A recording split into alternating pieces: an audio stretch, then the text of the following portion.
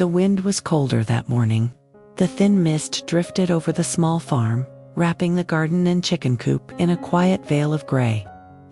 Sam pulled her wool sweater tighter, her hands trembling slightly as she poured the last scoop of corn into the bamboo trough. The sound of the chickens pecking echoed through the calm air, simple and peaceful, yet her heart felt strangely unsettled.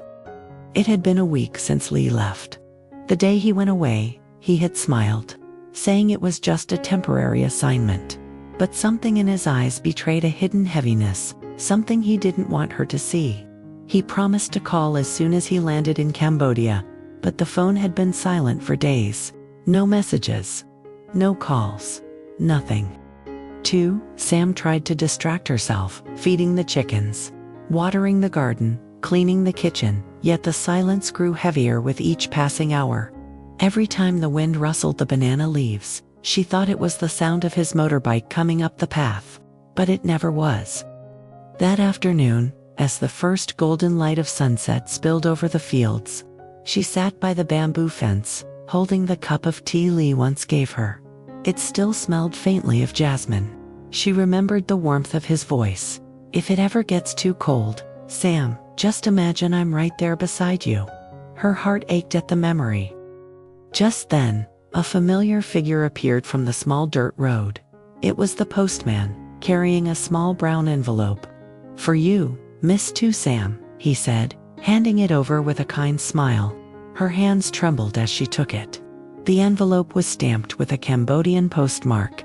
She tore it open hurriedly. Inside was a short letter written in Lee's unmistakable handwriting. "Sam, don't worry about me. The mission here turned out to be more complicated than I expected.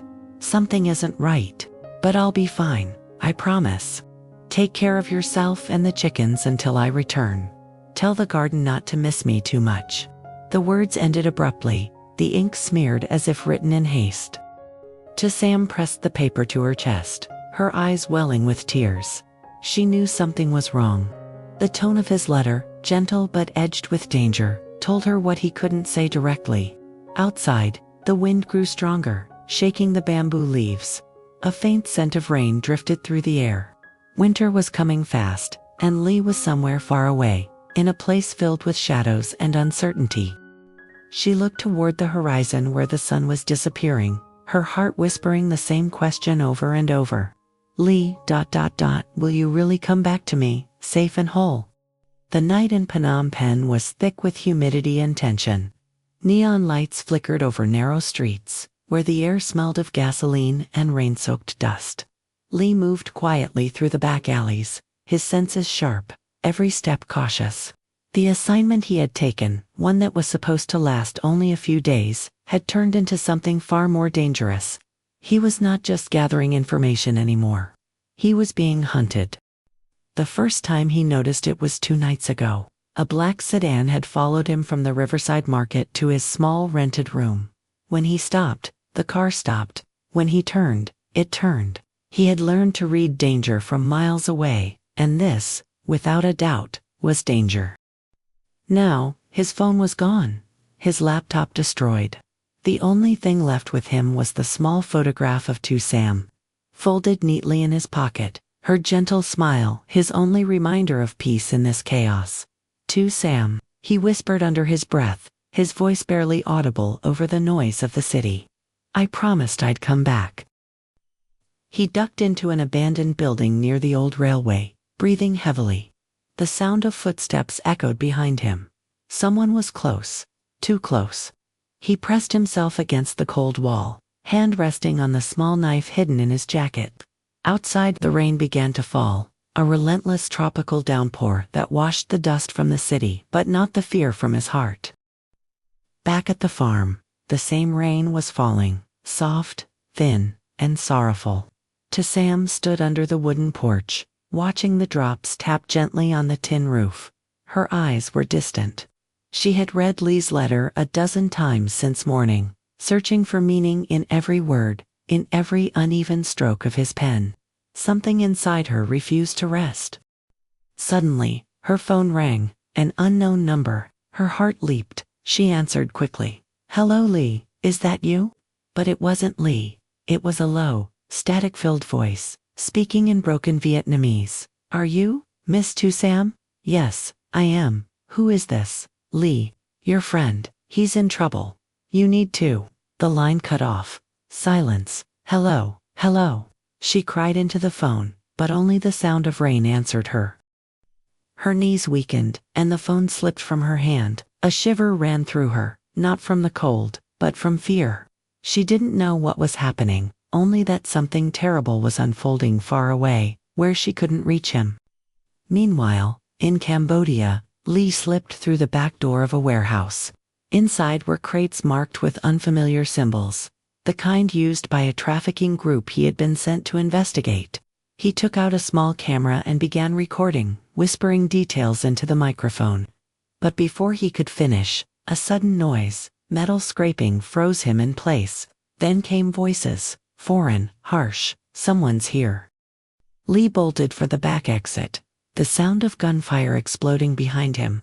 He ran through the rain, down an alley flooded with water, his breath sharp and desperate. His shoulder burned, a bullet had grazed him. He stumbled into the shadows of a nearby temple, clutching his wound. The pain was sharp, but his mind was clear. He couldn't die here, not yet, not before seeing Tu Sam again. He took out the photo from his pocket. The rain had smudged its corners, but her smile remained soft, full of light. Wait for me, Sam, he whispered, pressing the photo to his heart.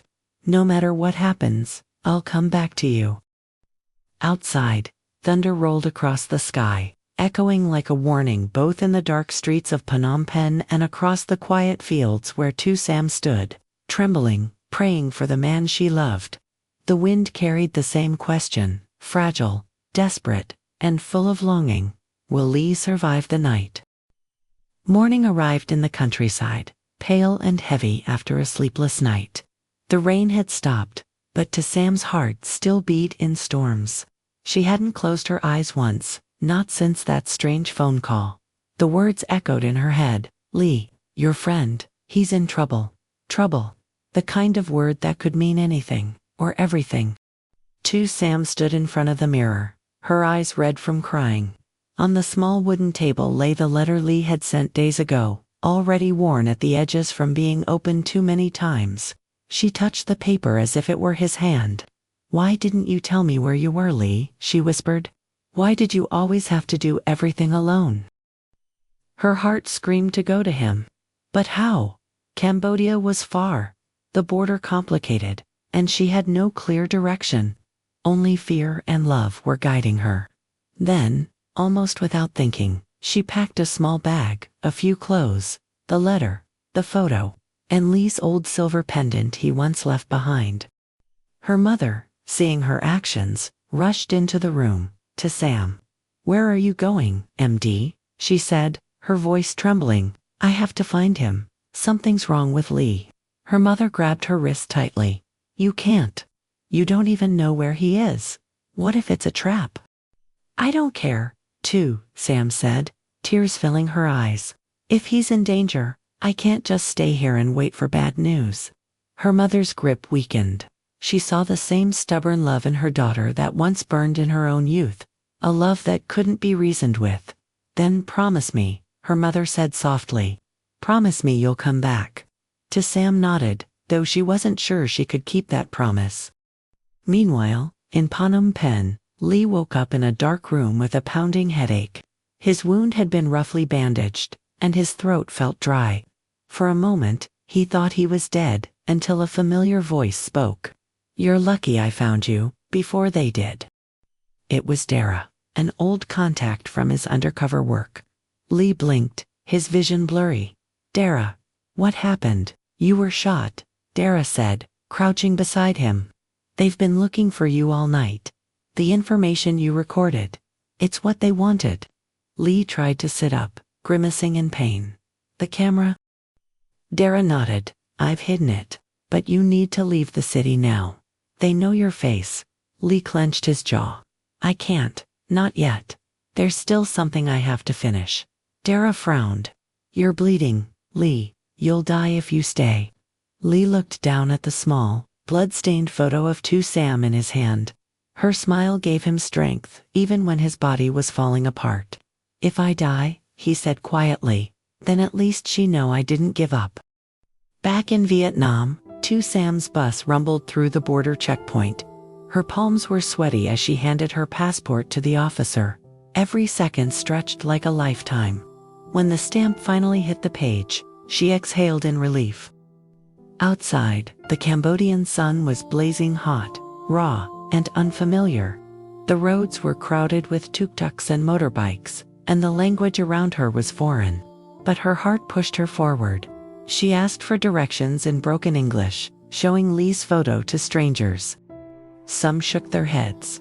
Others looked away. But one old woman pointed to the direction of Phnom Penh and said, "Maybe." There was a small hope, but enough. That night, Sam arrived in the city.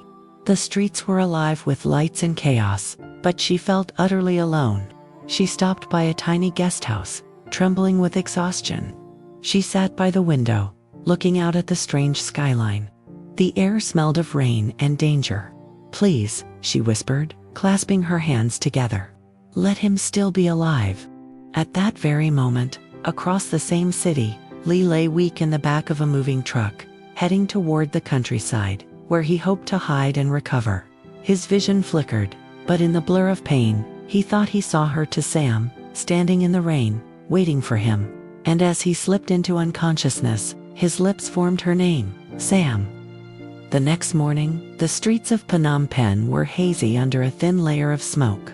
Sam left the guest house early, clutching Lee's photo tightly in her hand. Her feet ached, but her heart wouldn't let her stop. She visited a local market, showing the picture to anyone who might recognize him. Then, a young boy selling newspapers pointed toward an alley. "That man.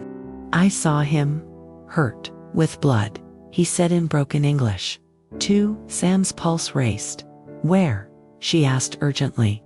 He led her through narrow, dusty streets to an abandoned factory on the edge of town.